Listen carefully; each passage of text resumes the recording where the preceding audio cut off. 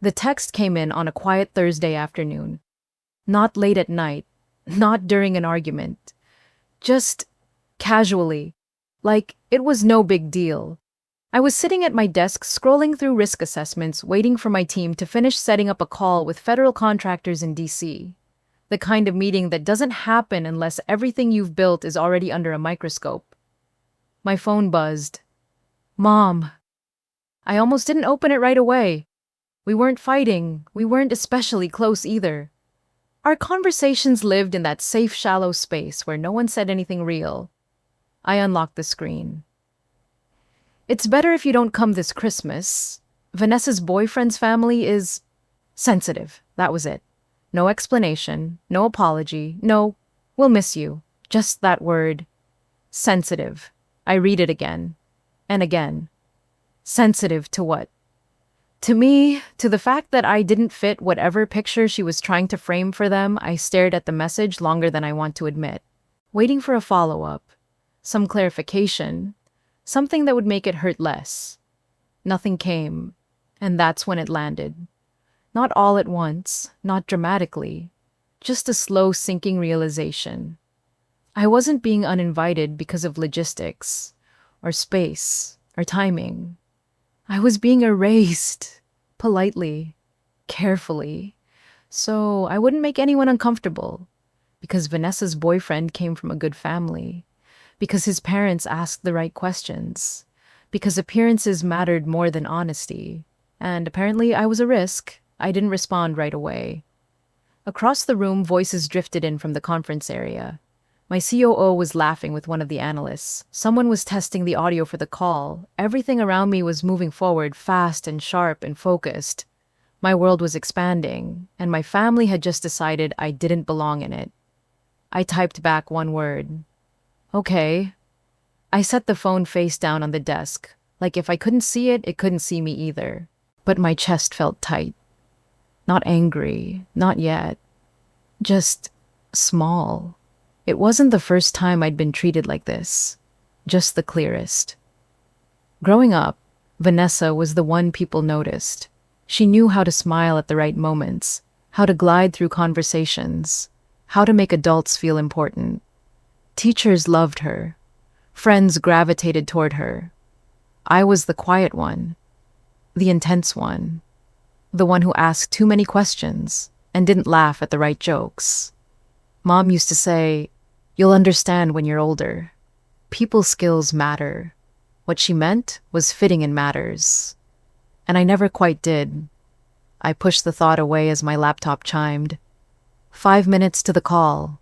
I straightened the stack of papers in front of me. Numbers, projections, security models. Things that made sense. Things that didn't judge me based on who I embarrassed at dinner. Still, the text echoed.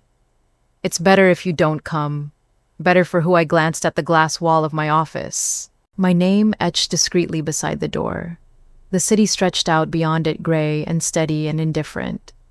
Somewhere across town, my family was already planning a Christmas without me. Probably telling themselves it was for the best. Probably convincing themselves they were being kind. I wondered how long they'd been talking about it before Mom finally sent that message. Who suggested it first? Who agreed without pushing back? Vanessa, maybe, or maybe it didn't even matter. The decision felt collective, quiet, efficient, like I was an item they crossed off a list. My assistant's voice came through the intercom. The call was ready. I took a breath. One deep, controlled inhale, the kind you learn when pressure becomes normal. I stood up. Whatever my family thought my situation was, it didn't exist in this room. In this world, I wasn't a liability. I wasn't an embarrassment. I was necessary. And as I walked toward the conference table, one thought settled in, heavy and clear. That message wasn't just about Christmas. That was the moment I realized my family had already written my story. Without me. I wish I could say that text surprised me, but the truth is it didn't. It just confirmed something I'd felt my entire life. Growing up, our house always seemed to orbit around Vanessa. She walked into a room and people noticed. Teachers remembered her name. Other parents smiled a little wider when she spoke. She knew when to laugh, when to lean in, when to touch someone's arm just enough to seem warm, not awkward. Vanessa was easy. I was not. I was the kid who sat on the floor taking apart electronics just to see how they worked. The one who asked why something had to be done a certain way and didn't accept because that's how it is as an answer. I preferred books over birthday parties, systems over small talk. At family gatherings, Vanessa floated from group to group, collecting compliments like ornaments. And I stayed near the edges, listening more than speaking, already aware that when I did talk, the room would shift. Too intense, too quiet, too serious. Those were the words that followed me. If I corrected someone, I was difficult. If I stayed silent, I was withdrawn. If I got excited about something technical, I was showing off. I learned early that there was a right way to be seen in our family. And I wasn't doing it. My mother never said I wasn't smart. In fact, she said the opposite. Of course you're intelligent, Lena, she'd tell me, usually with a sigh. But not everything is about intelligence. People matter more. People matter more. She said it like a lesson, like guidance, like she was helping me. What she really meant was that intelligence without charm didn't count for much. That success, real success, came from fitting into rooms, not questioning them. Vanessa understood that instinctively.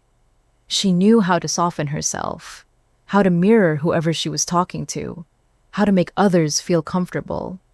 I didn't know how to do that, and worse, I didn't want to fake it. So I became the contrast. At school events, relatives would ask Vanessa about her friends, her plans, her future. When they turned to me, the questions were simpler. How are your classes? Still into computers? Are you sure you don't want to do something more practical? Sometimes they didn't ask at all. I watched my parents beam when Vanessa talked about her social life, her internships, her networking events. I watched them nod politely when I mentioned something I was working on, their eyes already drifting elsewhere. Over time, I learned to shorten my answers, to smooth the edges, to stop volunteering details no one seemed interested in. It was easier that way. I didn't resent Vanessa for it. Not really. She was playing the role she'd been rewarded for. I just understood quietly that there were two daughters in our family, the one who made sense to them, and the one they didn't quite know what to do with. By the time we were adults, those roles were fixed, solid, unquestioned.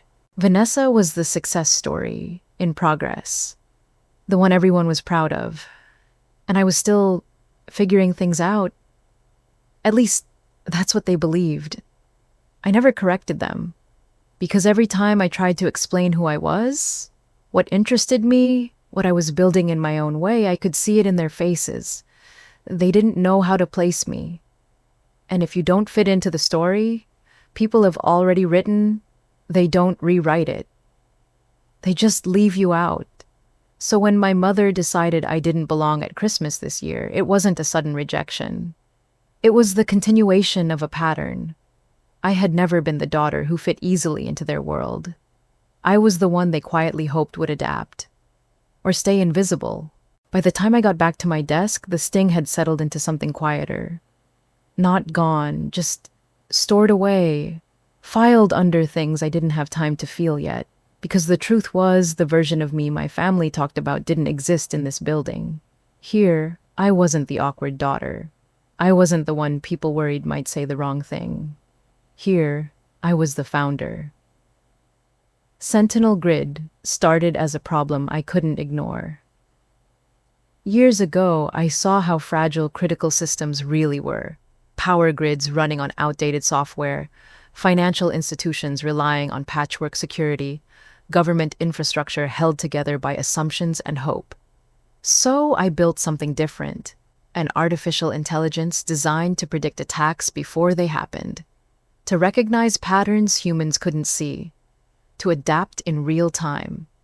Sentinel Grid didn't just react to threats, it learned from them. Banks used it to protect trillions of dollars in transactions. Hospitals relied on it to keep patient data secure. Government agencies trusted it to guard systems that couldn't afford to fail. That was my world, and no one in my family knew a single detail about it. Not because I was hiding out of shame, because I learned early on that sharing my reality only made things awkward. They didn't ask follow-up questions, they didn't understand the stakes. Conversations would stall, eyes would glaze over. Someone would eventually change the subject back to something more comfortable. So I stopped offering pieces of myself that didn't fit. I kept my work separate, clean, untouched by family expectations. I let them believe I had a tech job, something vague, something harmless, and in return they left me alone. A soft knock broke my thoughts. Rachel Kim stepped into my office without waiting for an invitation. She had that look she only wore when she already knew the answer but wanted me to say it out loud. "You okay?" she asked. I nodded automatically. Fine. She didn't buy it. Rachel had been with me almost from the beginning. She'd seen Sentinel Grid grow from a rough prototype into something agencies fought to get access to. She could read me better than anyone. "You're not fine," she said gently. "You've been staring at the same screen for 5 minutes." I exhaled and leaned back in my chair. "Family stuff." Rachel raised an eyebrow, the complicated kind. I let out a quiet laugh. "Is there another kind?" She stepped closer, lowering her voice. "Do you want to talk about it, or do you want me to pretend I didn't notice and keep the day moving?" I appreciated that about her. "No pressure, just options. They don't want me home for Christmas," I said. "Because my sister's boyfriend's family is important." Rachel's expression shifted, not to pity, to something sharper. "They think you're a liability," she said. I didn't correct her. "That's their loss," she added after a moment. I looked around the office, the whiteboards covered in threat models, the secure servers humming behind reinforced walls, the company I'd built piece by piece. "They don't know any of this," I said quietly. "And they're not going to." Rachel studied me. "That's a choice. It is," I agreed. "And it's intentional. Because once you tell people who've underestimated you the truth, you can't control how they rewrite the past. Suddenly, they always believed in you, always supported you, always knew you'd succeed. I didn't want that revision. I wanted my success to exist without their permission." Rachel nodded slowly, understanding more than I'd said. "All right," she said, "then let's focus on the meeting." She paused at the door. "By the way," she added almost casually, "the delegation lands tonight. They confirmed the in-person for tomorrow morning." I looked up. Already, private flight. They don't like delays. Of course they didn't. The people my family was trying so hard to impress didn't wait around for anyone's approval. As Rachel left, her words echoed in my mind. The delegation, the same people my mother thought I'd embarrass them in front of. I stared at the dark screen of my phone still face down on my desk. And for the first time since that text arrived, I felt something shift. Because the people my family was trying to impress were flying in to see me. The next morning moved fast, faster than I would have liked. By 8:30, the office was already alive. Security checks completed, conference lines tested, final briefings reviewed one last time, even though everyone in that room could have run the meeting in their sleep. Whitmore Advisory Group didn't come to observe. They came to decide. I took my seat at the head of the table, hands folded, posture steady. Across from me, Rachel organized her notes with precise, deliberate movements. She looked calm, but I knew her well enough to recognize focus sharpening into something more alert. The door opened. 3 people entered first. Suits tailored within an inch of perfection. Confident strides. The kind of presence that assumed the room would adjust to them. Then he walked in. Andrew Whitmore.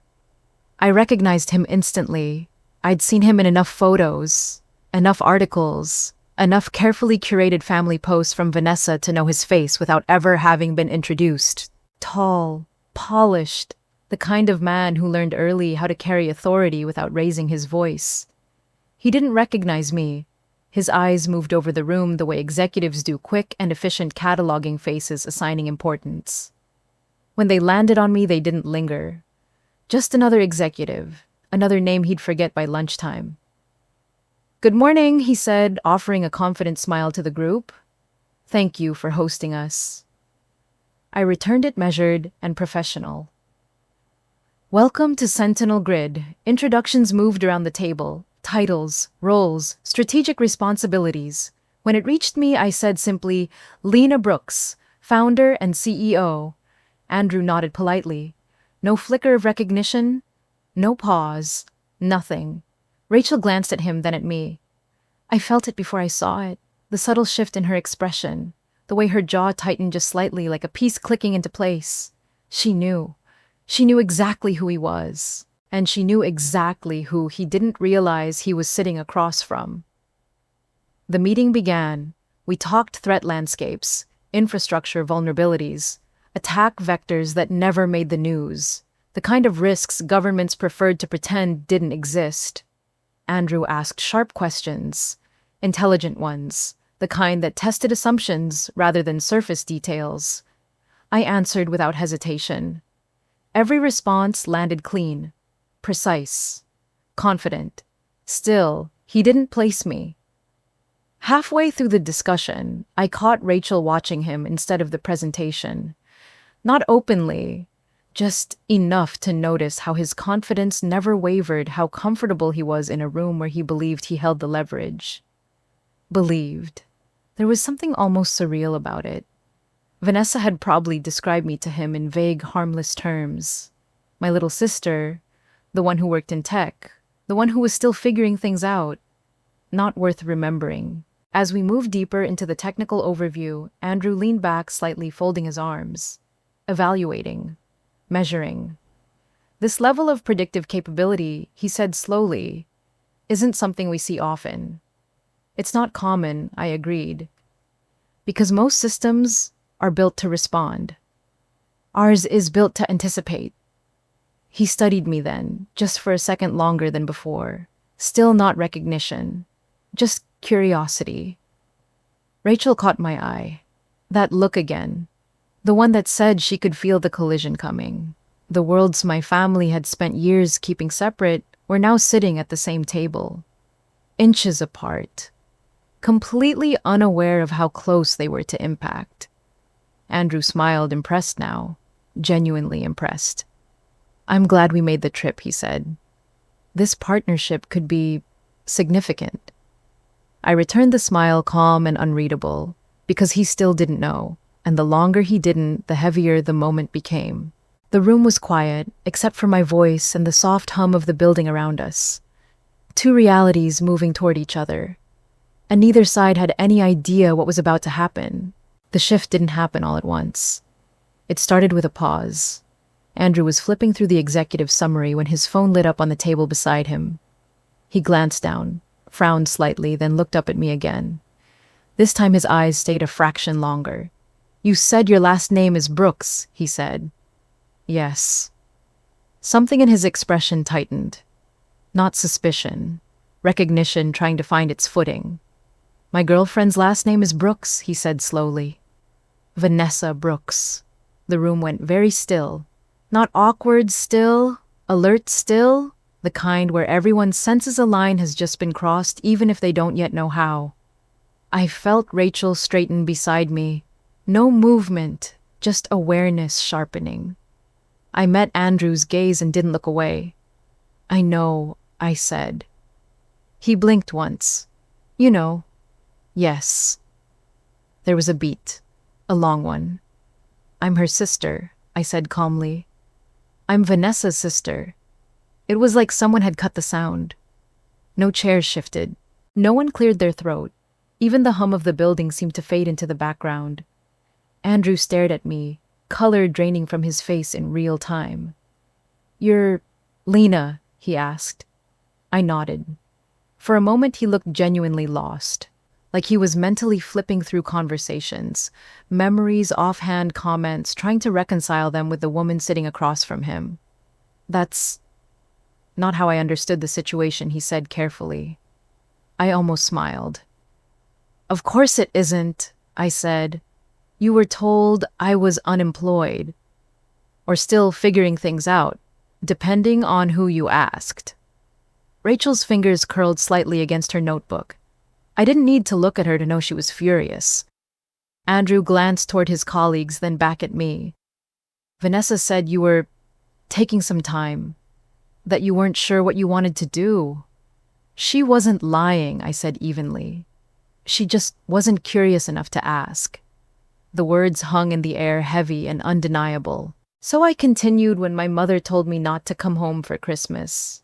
It wasn't because of space or scheduling. It was because she didn't want awkward questions about me. Andrew swallowed. Questions I repeated, from people she was desperate to impress. No one interrupted. No one could. You excluded me? I said, my voice steady, even as something deeper rose beneath it. Not because I didn't matter, but because you thought I didn't measure up. Andrew's face had gone pale now.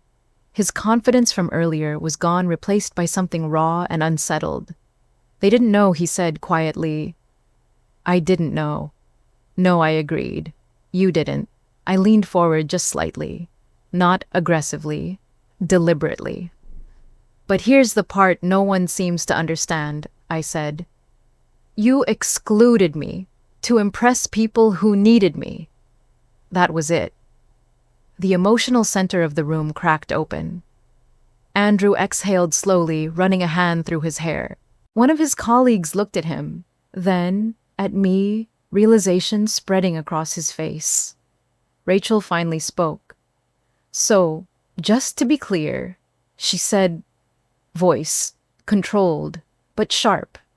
The woman your family dismissed as a potential embarrassment is the same person your firm flew across the country to meet. Andrew didn't answer. He didn't need to, because in that moment, everyone in the room understood the truth. The hierarchy had been wrong, and it always had been. No one rushed to fill the silence. I let it sit there, heavy and uncomfortable, because discomfort has a way of clearing illusions faster than explanations ever could. Then I turned back to the screen. Let's continue, I said calmly. Because family dynamics aside, this meeting was never about me personally. I advanced the presentation. This, I continued, is Sentinel Grid's federal security framework. The room shifted again. Not emotionally this time, strategically. I walked them through it slowly, deliberately. How our AI integrated directly into classified networks. How it monitored anomalies across power grids, financial systems, transportation infrastructure, how it detected coordinated attacks before human analysts even knew what they were looking at. This contract, I said, pointing to a single line on the screen, goes live next quarter. No numbers yet. Just consequences. It covers systems your firm advises on. Systems your clients rely on. Systems that cannot fail. Andrew's father, Thomas Whitmore, leaned forward for the first time since the meeting began. You're saying, he said carefully, that Sentinel Grid will be embedded at the core of those networks. Yes, I replied. And once it's embedded, nothing moves without our clearance. Not updates, not integrations, not emergency overrides. The realization landed hard. This wasn't a tool they could swap out. This wasn't a vendor relationship. This was dependency. Thomas Whitmore's gaze sharpened. Not arrogant now. Assessing. Recalculating. Our advisory group, he said, slowly interfaces directly with those systems. I'm aware, I said. That's why you're here. Andrew shifted in his seat. The confidence he'd walked in with had been replaced by something far more cautious. So Thomas said, choosing his words carefully, our ability to serve our clients depends on alignment with Sentinel Grid. Alignment, I echoed. Transparency. Mutual respect. I didn't look at Andrew when I said it. I didn't have to. The power dynamic in the room had inverted completely, and everyone could feel it. This wasn't revenge. It was reality, asserting itself. Rachel spoke, then her voice steady, controlled, impossible to ignore. There's something people misunderstand about influence, she said. They think it comes from names, or families, or proximity to power. She paused. But respect isn't inherited, she continued. It's built. No one challenged her. Thomas Whitmore nodded slowly, the weight of the moment settling in. I see, he said, very clearly. For the first time, he looked at me not as a complication, not as an unexpected variable, but as the center of the equation. I owe you an apology, he said, for the assumptions made by my family and by my firm. I inclined my head slightly. Not acceptance, not refusal, just acknowledgement. Assumptions are expensive, I said, especially when they're wrong. The meeting resumed after that, but it wasn't the same meeting anymore. Every question was more careful, every word more precise, because now they understood something my family never had. They didn't get to decide my value, they had to work with it. The meeting ended without ceremony. No handshakes that lingered, no small talk, just quiet understanding and careful distance, the kind that settles in when power has been clarified and no one wants to pretend otherwise. By the time the conference room emptied, my body finally felt the weight of what had happened. Not triumph, release. I walked back to my office, closed the door, and let myself breathe. That's when my phone rang. Vanessa. I stared at her name on the screen for a few seconds before answering, long enough to steady my voice. Hi, I said. What the hell just happened? She demanded, words tumbling over each other. Andrew just got home and told me everything. Everything. I stayed quiet. He said you're the CEO, she continued faster now. That Sentinel grid is yours, that his father was in a meeting with you. Lena, is this true? Yes. There was a sharp inhale on the other end of the line. You run the company, she asked. You built all of it. Yes. Another pause. This one heavier. Why didn't you tell us, she asked. Her voice cracked, caught somewhere between shock and embarrassment. Why would you let Mom think you were struggling? I closed my eyes. Vanessa, I said, keeping my tone even. You didn't forget to ask about me. You chose not to. Silence. I could almost hear her replaying every conversation we'd had over the last few years. Every time she talked about herself.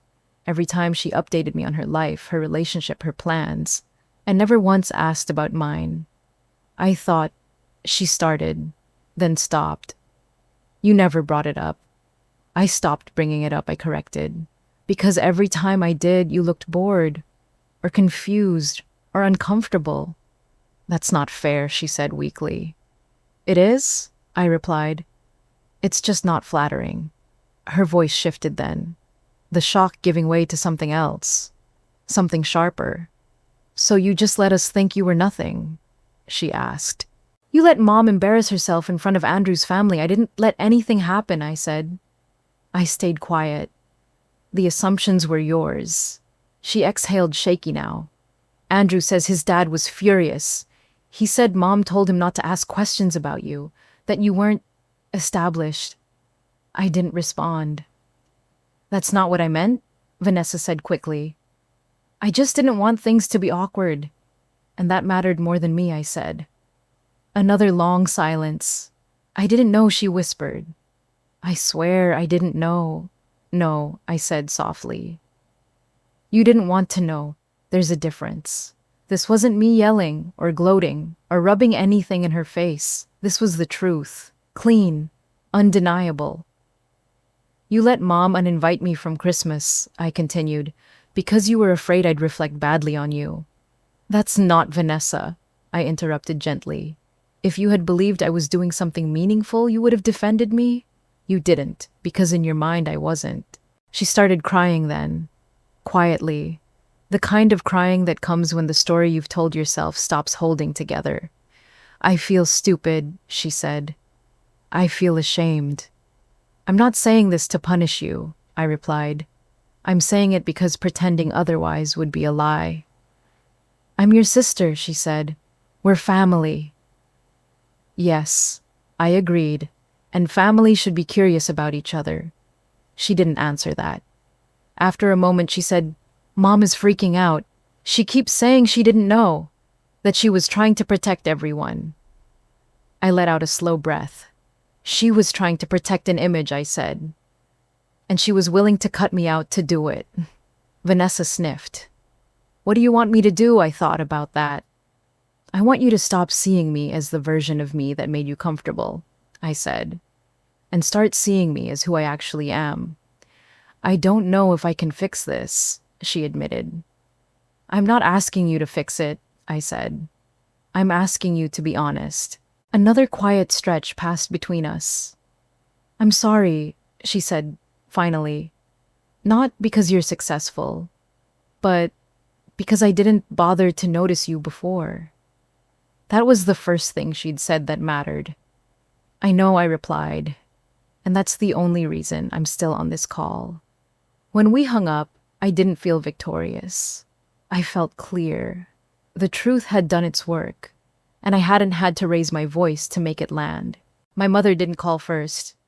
She showed up. Late the next morning, my assistant knocked on my door, her voice careful.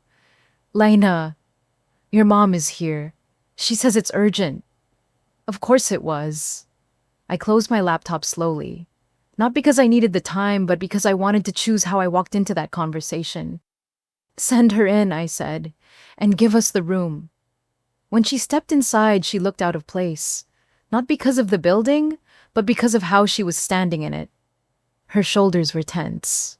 Her hands kept adjusting the strap of her purse like she didn't know where to put them. She'd dressed up. More than usual, the way people do when they're trying to be taken seriously. Lena, she said, forcing a smile, we need to talk. I stayed where I was.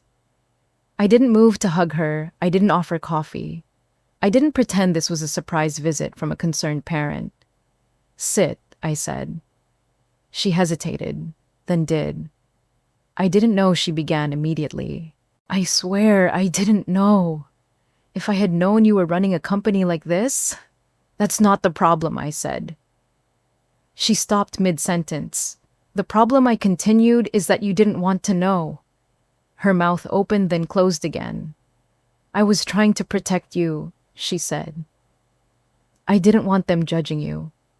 Andrew's family can be critical. You weren't protecting me, I replied. You were protecting how you looked. That landed harder than anything else I could have said. She looked around my office then. Really looked. The framed certifications, the security clearance plaques, the quiet confidence of a space built, not inherited. I never thought, she whispered. I know, I said. That's the issue. Her eyes filled. Do you have any idea how this made me look? She asked before she could stop herself. And there it was. I didn't raise my voice. I didn't succeed to prove you wrong, I said. I succeeded because I stopped trying to be seen by you. The words settled between us, heavy and final. I built this without your approval, I continued, without your guidance, without your interest, and I'm not offering it to you now as proof that I was worth including. She wiped her eyes quickly. I'm still your mother. Yes, I said, and I'm still your daughter, not an accessory, not a liability, not someone you hide when the room feels too important. She nodded slowly. Not in agreement, in realization. I don't know how to fix this, she admitted. I'm not asking you to fix it, I said. I'm asking you to respect the boundaries I'm setting now. What boundaries? She asked. I don't explain my worth anymore, I said. I don't minimize my life to make others comfortable, and I don't attend family events where my presence is conditional. She swallowed hard. If you want a relationship with me, I continued, it starts with curiosity, not control. She stood then unsteady. I just wanted you home for Christmas. I met her eyes. Calm. Unmoved. Then you shouldn't have told me not to come. She didn't argue. When she left, the office felt quieter. Not empty. Clear. For the first time, my mother had seen me, and she finally understood that seeing me didn't mean she got to define me. Christmas came quietly. No packed living room. No forced smiles or careful conversations. Instead, I was in a rented lodge just outside the city, the kind with large windows and a fireplace that actually worked. Snow pressed softly against the glass, muting the world outside. Rachel was there. So was most of the team. Engineers, analysts, people who'd spent long nights solving impossible problems together. We'd planned it months earlier, half joking, half serious. A break, a reset, a chance to breathe after a year that demanded everything from us. This was the room I walked into. Laughter carried from the kitchen. Someone had burned the first batch of cookies. Someone else was arguing about whether Die Hard counted as a Christmas movie. It felt easy. My phone buzzed in my pocket. I didn't need to look to know who it was. It buzzed again and again. Mom, Vanessa, a number I recognized as home. I glanced at the screen once, just long enough to confirm it, then turned the phone face down on the table. No guilt, no rush. Rachel noticed. She didn't comment. She just poured me a glass of wine and handed it over like it was the most natural thing in the world. To surviving the year, she said. To building something that mattered, I replied. Later, as the night settled in and the fire burned low, the messages kept coming. Apologies, invitations, explanations that all sounded the same. We miss you. Come home. Let's talk. I didn't respond. Not because I was angry, because for the first time I wasn't available. I watched my team gathered around the fire, relaxed in a way I rarely saw during the year. These were the people who had trusted me when Sentinel Grid was nothing but an idea and a whiteboard full of risks. The people who challenged me, supported me, chose me. No one here needed me to be smaller. No one here needed me to fit a role. I belonged without conditions. Sometime after midnight, my phone buzzed one last time, a message from Vanessa. I get it now. I hope someday you'll let us try again. I locked the screen without replying. Maybe someday, but not tonight. That night, I stood by the window watching the snow fall, feeling something settle inside me that had taken years to reach. Peace. Some families are born, others are earned. And standing there, surrounded by the people who had seen me clearly from the start, I finally knew which one was mine. One was. If this story resonated with you, take a moment to let us know. Have you ever been underestimated by the people closest to you, or had to build your life quietly while others decided who you were without asking? Share your thoughts in the comments. We read every single one. And if you enjoy deep emotional stories like this, make sure to subscribe. Our channel releases new stories every day. New voices, new truths, new perspectives. Thank you for listening.